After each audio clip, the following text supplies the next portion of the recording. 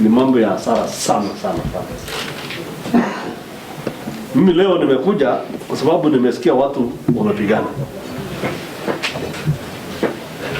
na niliposikia ati Wapokot na Wasamburu wamepigana itakuwa ni jambo la mshangao, kwa sababu watu wamekuja wameishi pamoja na wameishi pamoja kwa muda mrefu kwa amani.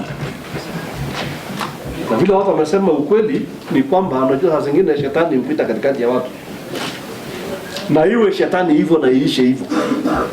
Ni uchungu sana kwamba leo tuko hapa kwa sababu ya ile maneno ilifanyika juzi. Ni uchungu sana, na nataka kusema hivi, mifugo ni afadhali kwa sababu tutaweza kufuatilia, lakini roho ya binadamu haiwezi rudi. Na kama msee ya hii kijiji, kama Kamketa amesema tuko na Mumai na Pokot, nataka kutuma hii wasee ya Pokot kwamba ile Pokot waliua Lesuya na vijana yake, taa watakosa amani.